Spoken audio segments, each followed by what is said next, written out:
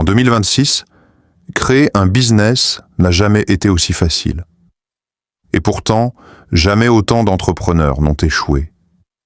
Des milliers de projets lancés avec motivation, formation, parfois même de l'argent, qui s'effondrent en silence.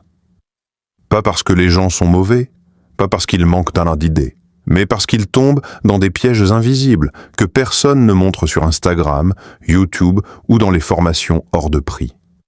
La vérité, c'est que la majorité des entrepreneurs qui échouent en 2026 font exactement ce qu'on leur a dit de faire. Ils suivent les tendances, copient les modèles à succès, travaillent dur, postent du contenu, et pourtant, les résultats ne ne viennent pas. Pire encore, plus ils s'acharnent, plus ils s'enfoncent. Dans cette vidéo, on va lever le voile sur ce que personne n'ose dire. Les vraies raisons, brutales, parfois inconfortables, derrière les échecs massifs des entrepreneurs en 2026. Pas de discours, motivant vide. Pas de fausses promesses, juste la réalité du terrain, celle qui fait la différence entre ceux qui survivent et ceux qui disparaissent. Si tu es entrepreneur, si tu veux lancer un business ou si tu as déjà essayé sans obtenir les résultats espérés, cette vidéo peut littéralement t'éviter des années de perte de temps, d'énergie et d'argent. La première raison profonde pour laquelle autant d'entrepreneurs échouent en 2026, ce n'est pas le manque d'argent, ni le manque de compétences, ni même la concurrence. C'est une illusion collective extrêmement dangereuse. L'illusion de l'accessibilité du succès. En 2026, tout donne l'impression que réussir est simple. Les réseaux sociaux regorgent d'entrepreneurs qui affichent des chiffres, des voitures, des bureaux luxueux, des captures d'écran de vente, des témoignages spectaculaires. En surface, le message est clair. Si lui l'a fait, toi aussi tu peux le faire rapidement. Et c'est précisément là que le piège commence.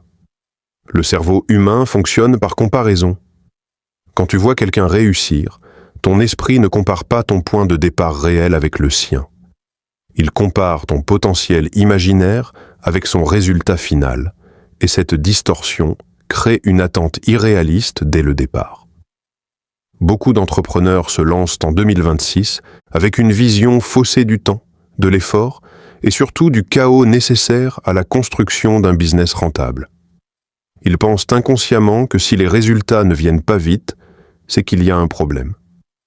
Alors qu'en réalité, l'absence de résultats rapides est la norme, pas l'exception. Mais comme personne ne montre les mois sans vente, les nuits de doute, les décisions ratées et les pivots douloureux, l'entrepreneur débutant interprète le silence comme un échec personnel. C'est à ce moment précis que la spirale commence. Au lieu de consolider une stratégie, il change. Il modifie son offre, puis son positionnement, puis sa niche, puis sa plateforme. Il passe de l'e-commerce au coaching, du coaching à l'affiliation, de l'affiliation au trading, du trading à la crypto, de la crypto à l'IA. Pas parce que ces modèles ne fonctionnent pas, mais parce qu'il n'a jamais laissé à aucun le temps de fonctionner. En 2026, l'échec ne vient pas du manque d'opportunités, il vient de l'excès d'options, trop de formations, trop de méthodes, trop de promesses. Chaque nouvelle vidéo semble révéler la vraie méthode que les autres cachent. Résultat, l'entrepreneur est constamment tenté de repartir à zéro, convaincu que le succès se trouve toujours ailleurs, jamais là où il est actuellement. Ce comportement crée une chose extrêmement toxique, la fragmentation de l'énergie. Un business ne meurt pas toujours parce qu'il est mauvais. Il meurt parce qu'il n'a jamais reçu une attention continue et cohérente. La constance est remplacée par l'excitation. La profondeur est remplacée par la nouveauté. Et à long terme, cette dynamique détruit même les profils les plus motivés. Mais il y a pire. En 2026, beaucoup d'entrepreneurs confondent mouvement et progrès. Ils sont occupés en permanence, ils créent du contenu, refont leur site, changent leur logo, ajustent leur couleur, regardent des webinaires, prennent des notes, brainstorment des idées. À l'extérieur, tout semble actif. À l'intérieur, rien n'avance réellement. Pourquoi? Parce que l'activité donne une illusion de sécurité. Être occupé rassure. Affronter la réalité des ventes, des refus, des chiffres, c'est inconfortable. Alors le cerveau préfère rester dans des tâches secondaires, socialement valorisées, mais économiquement inutiles. Et sans s'en rendre compte, l'entrepreneur construit un business esthétiquement vivant, mais financièrement mort. À cela s'ajoute un autre problème majeur en 2026, la surconsommation de contenu business. Beaucoup savent exactement quoi faire, mais ne le font pas. Ils accumulent sur les informations comme si la connaissance allait compenser l'action. Or, plus tu consommes, plus tu doutes. Plus tu doutes, moins tu exécutes. Et moins tu exécutes, plus tu cherches encore de nouvelles informations. C'est un cercle vicieux, redoutable. L'entrepreneur finit par croire qu'il lui manque toujours un dernier élément avant de passer à l'action. Une stratégie plus claire, un meilleur outil, une meilleure formation, un meilleur timing. Mais la vérité brutale, c'est que ce moment parfait n'arrive jamais. Et ceux qui réussissent en 2026 ne sont pas ceux qui savent tout, mais ceux qui acceptent d'avancer avec des informations incomplètes. Un autre facteur silencieux d'échec, c'est la déconnexion totale avec la réalité du marché. Beaucoup d'entrepreneurs construisent des business basés sur ce qu'ils aiment, ce qu'ils trouvent intéressant ou ce qu'ils ont vu fonctionner ailleurs, sans jamais valider un besoin réel. Ils tombent amoureux de leur idée, pas du problème qu'elle résout. Quand les ventes ne viennent pas, ils se sentent trahis. Pourtant, le marché n'a aucune obligation de récompenser une idée, aussi brillante soit-elle. En 2026, le marché est plus rapide, plus exigeant et plus saturé que jamais. Il récompense la pertinence, pas l'effort. La clarté, pas la passion. La valeur perçue, pas le temps investi. Et c'est là que beaucoup abandonnent, non pas parce qu'ils sont incapables, mais parce qu'ils ont construit un business sur des fondations émotionnelles plutôt que stratégiques. Quand l'émotion retombe, il ne reste rien de solide pour tenir. Cette première grande vérité choque beaucoup de gens.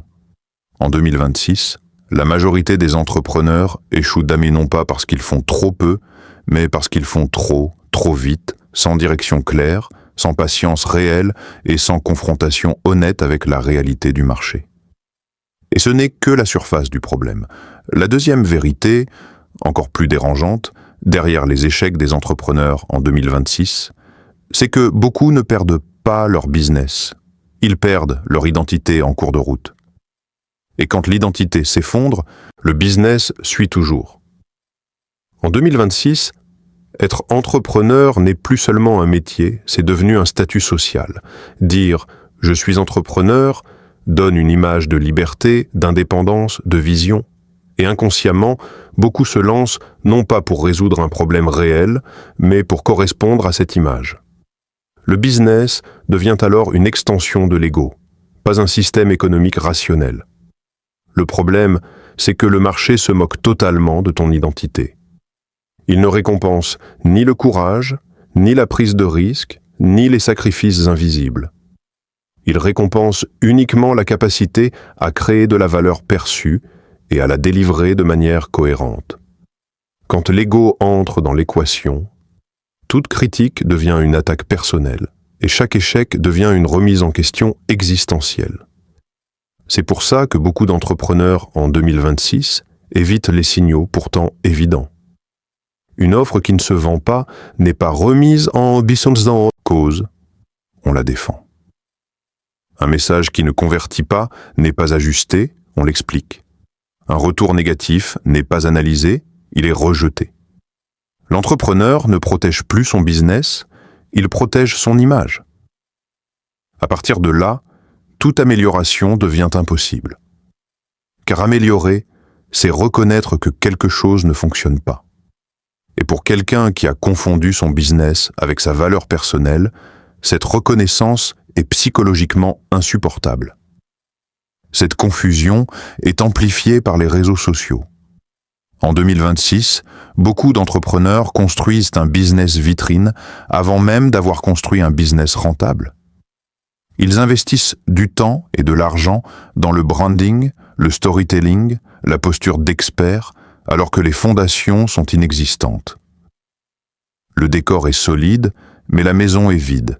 Ils parlent comme des leaders avant d'avoir des clients. Ils enseignent avant d'avoir pratiqué. Ils inspirent avant d'avoir prouvé. Et plus ils jouent ce rôle publiquement, plus il devient difficile de revenir en arrière. Parce que admettre que ça ne fonctionne pas, c'est perdre la face. Alors ils s'enferment. Ils continuent à publier, à motiver, à expliquer, pendant que les chiffres stagnent ou s'effondrent. Le business devient un théâtre, et l'entrepreneur, un acteur épuisé qui ne peut plus arrêter la pièce sans tout perdre. Un autre piège majeur en 2026, c'est la dépendance émotionnelle aux résultats immédiats. Beaucoup d'entrepreneurs disent vouloir du long terme, mais leur comportement trahit l'inverse. Une bonne journée de vente les euphorise. Une mauvaise les détruit mentalement. Leur motivation fluctue au rythme des chiffres quotidiens. Dans ces conditions, prendre des décisions rationnelles devient presque impossible. Ils optimisent pour se sentir mieux, pas pour construire durablement. Ils baissent les prix par peur. Ils changent de stratégie par frustration. Ils abandonnent des actions cohérentes simplement parce qu'elles n'ont pas donné de résultats instantanés. Ce comportement crée une instabilité chronique. Le business n'a jamais le temps de respirer. Chaque semaine devient une nouvelle tentative désespérée de sauver quelque chose qui aurait simplement eu besoin de constance. Il y a aussi une vérité que peu de gens acceptent. En 2026, beaucoup d'entrepreneurs ne veulent pas vraiment être responsables. Ils veulent la liberté, mais pas le poids des décisions. Ils veulent l'indépendance, mais pas l'incertitude. Ils veulent les résultats, mais pas l'isolement. Être entrepreneur, ce n'est pas seulement créer, c'est assumer. Assumer que si ça ne marche pas, ce n'est ni l'algorithme, ni le pays, ni la conjoncture qui sont responsables en premier. Cette responsabilité totale est extrêmement lourde psychologiquement, et beaucoup n'y étaient pas préparés. Alors, inconsciemment, ils cherchent des excuses acceptables. Le marché est saturé. Les clients n'ont pas d'argent. Les plateformes ont changé. L'IA a tout bouleversé. Toutes ces choses peuvent être vraies, mais elles ne construisent aucun business. Ce qui construit, c'est la capacité à s'adapter sans se trahir, à remettre en question une stratégie sans remettre en question sa valeur personnelle, à rester lucide même quand les émotions sont fortes. Et c'est précisément ce que beaucoup n'arrivent pas à faire en 2026. Ils ont appris le marketing, la technique, les outils, mais jamais la stabilité mentale nécessaire pour tenir dans un environnement aussi brutal. À ce stade, l'échec n'est plus technique, il est intérieur. Et tant que cette dimension n'est pas maîtrisée, aucun modèle économique, aussi prometteur soit-il, ne peut tenir dans la durée. Mais ce n'est toujours pas la cause la plus profonde. La troisième vérité, souvent ignorée mais décisive, derrière les échecs des entrepreneurs en 2026, c'est que beaucoup ne construisent pas un business. Ils construisent un piège qui se referme lentement sur eux. En 2026, l'accessibilité des outils a donné naissance à une nouvelle forme d'auto-exploitation. Des entrepreneurs travaillent plus que jamais, mais pour un système qui ne leur rend presque rien. Ils sont partout à la fois, créateurs de contenu, commerciaux, support client, stratèges, techniciens, gestionnaires. Et au début, cette polyvalence est valorisée, elle donne l'impression d'être à fond. Mais avec le temps, ce modèle devient toxique, le business dépend entièrement de leur présence, de leur énergie, de leur disponibilité mentale. S'ils s'arrêtent, tout s'arrête. Et un business qui s'effondre dès que son fondateur ralentit n'est pas un business. C'est un emploi déguisé, souvent plus dur et plus instable qu'un vrai emploi. Beaucoup d'entrepreneurs, en 2026, sont prisonniers d'un modèle qu'ils n'ont jamais réellement choisi.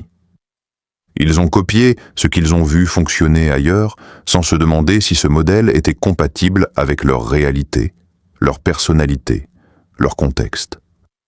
Résultat, ils construisent quelque chose qu'ils finissent par détester mais qu'ils ne peuvent plus quitter. Cette prison est renforcée par une autre erreur majeure, la monétisation mal pensée. Beaucoup vendent du temps au lieu de vendre de la valeur. Coaching à l'heure, prestations sur mesure, services personnalisés à l'extrême. Au début, ça rapporte un peu d'argent, mais très vite, le plafond est atteint. Le revenu ne peut pas dépasser le nombre d'heures disponibles.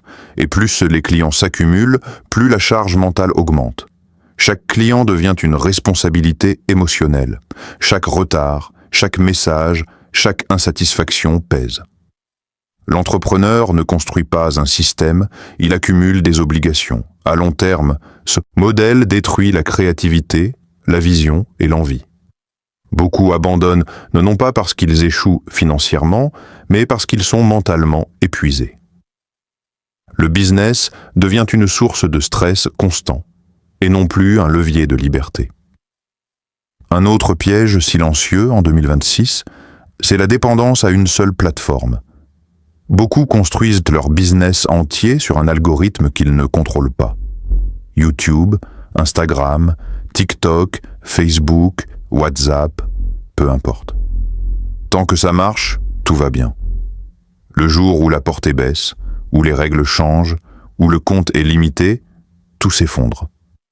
À ce moment-là, l'entrepreneur réalise qu'il n'a pas de véritable actif, pas de base email solide, pas de communauté engagée hors plateforme, pas de relation directe avec ses clients, juste une audience louée, jamais possédée.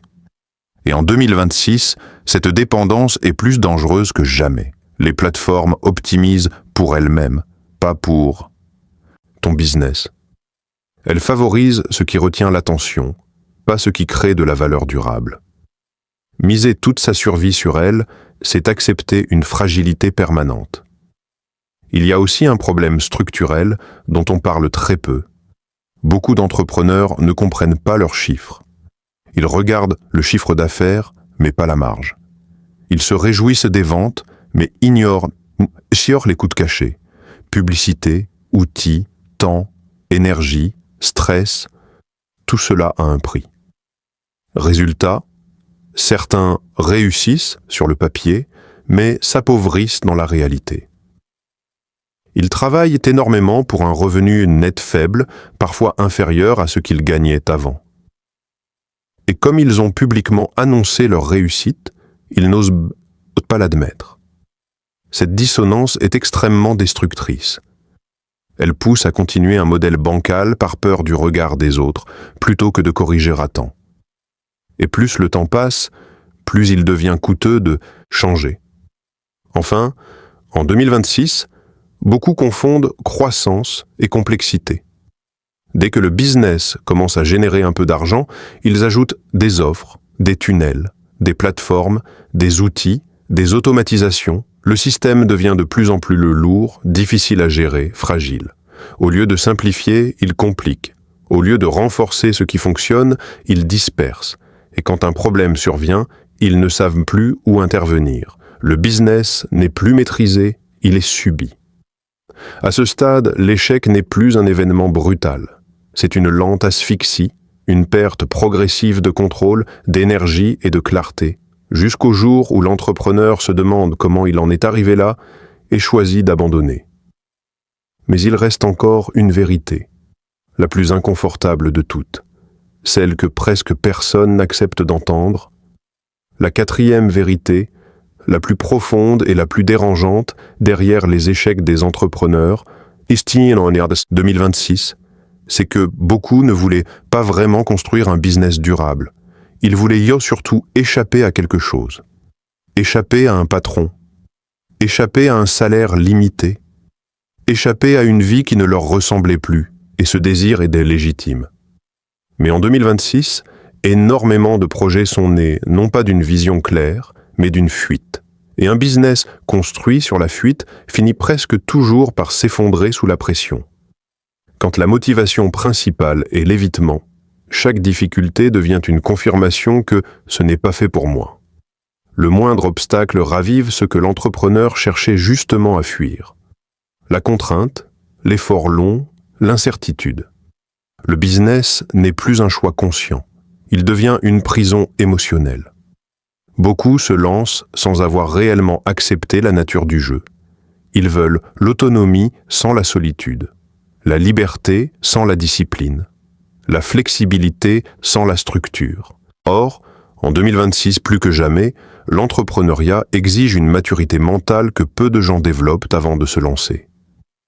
Il y a une illusion extrêmement dangereuse qui circule, celle de la passion comme carburant suffisant. On dit aux gens de faire ce qu'ils aiment, comme si aimer quelque chose permettait de supporter indéfiniment la pression, les refus, les doutes, la répétition. En réalité, la passion s'épuise vite quand elle n'est pas soutenue par une vision, des systèmes et une stratégie claire. Ceux qui tiennent sur la durée ne sont pas les plus passionnés, mais les plus alignés. Alignés avec leur tolérance au risque, leur capacité à décider, leur rapport à l'argent, leur énergie mentale. Beaucoup d'entrepreneurs en 2026 découvrent trop tard que le modèle qu'ils ont choisi ne correspond pas à la vie qu'ils veulent réellement mener. Un autre point clé, rarement abordé, c'est l'absence de renoncement. Réussir un business durable implique de renoncer à beaucoup de choses.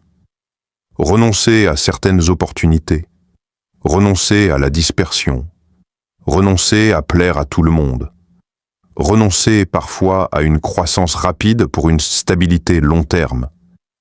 Mais en 2026, la pression sociale pousse à montrer une progression constante, visible, spectaculaire. Alors, on refuse de ralentir. On refuse de fermer une offre. On refuse de dire non. Et ce refus de renoncer crée une surcharge permanente. À cela s'ajoute une vérité brutale. Tout le monde n'est pas fait pour entreprendre. Pas maintenant. Et ce n'est ni un échec moral, ni une faiblesse. Mais cette idée est presque taboue. On préfère dire aux gens qu'ils n'ont pas assez travaillé, plutôt que d'admettre que le timing, le contexte mental ou la situation personnelle n'étaient pas compatibles. Beaucoup d'échecs en 2026 ne viennent pas d'un manque de potentiel, mais d'un mauvais moment. L'entrepreneuriat amplifie tout, le stress, les doutes, les problèmes personnels. Et si les fondations internes ne sont pas solides, le business devient un accélérateur de chute, pas de croissance. Enfin, il y a une dernière chose que presque personne ne dit clairement. En 2026, réussir demande d'accepter une lenteur que la majorité refuse. Une lenteur stratégique. Construire une réputation réelle. Comprendre profondément un marché. Tester, échouer, ajuster, recommencer. Pas une fois, mais des dizaines de fois. Ceux qui échouent ne sont pas toujours ceux qui abandonnent trop tôt. Ce sont souvent ceux qui n'ont jamais accepté ce rythme dès le départ. Ils ont cru à une version raccourcie du chemin. Et quand la réalité les rattrape, ils n'ont plus l'énergie mentale pour continuer. Si tu comprends cette vérité, alors tu comprends pourquoi tant d'entrepreneurs disparaissent chaque année et pourquoi ceux qui restent sont rarement ceux qu'on voit le plus au début. Si tu as tenu jusqu'ici, c'est probablement parce que tu t'es reconnu, au moins en partie, dans ce qui vient d'être dit. Et c'est exactement le point le plus important de cette vidéo. Les échecs des entrepreneurs en 2026 ne viennent pas d'un manque de motivation ou d'intelligence. Ils viennent d'une mauvaise compréhension du jeu réel. Le succès n'est pas réservé aux plus visibles, ni aux plus bruyants, ni aux plus rapides. Il appartient à ceux qui acceptent la lenteur stratégique, la simplicité, la responsabilité totale et l'inconfort répété. Ceux qui construisent moins, mais mieux. Ceux qui choisissent un chemin cohérent et qui s'y tiennent assez longtemps pour qu'il porte ses fruits. Si tu es encore en train de te demander si tu es fait pour entreprendre, pose-toi une question beaucoup plus utile. Est-ce que le modèle que je poursuis est aligné avec la vie que je veux réellement vivre? Parce qu'un bon business n'est pas celui qui impressionne les autres. C'est celui que tu peux tenir mentalement, émotionnellement et financièrement sur plusieurs années. Si cette vidéo t'a ouvert les yeux, fais une chose simple maintenant. Abonne-toi à la chaîne. Ici, on ne vend pas du rêve rapide. On parle de business réel, de décisions difficiles, de stratégies long terme et de vérités que peu de gens osent dire. Chaque vidéo est pensée pour t'éviter des erreurs coûteuses et te faire gagner des années de clarté. Laisse aussi un commentaire. Dis-moi où tu en es dans ton parcours entrepreneurial. Que tu débutes, que tu sois en train de douter ou que tu reconstruises après un échec, ton message peut aider quelqu'un d'autre à ne pas abandonner au mauvais moment. Et surtout, partage cette vidéo à une personne qui veut se lancer ou qui est déjà dedans mais qui se sent perdue. Parfois, une seule vérité entendue au bon moment suffit à tout changer. On se retrouve dans la prochaine vidéo.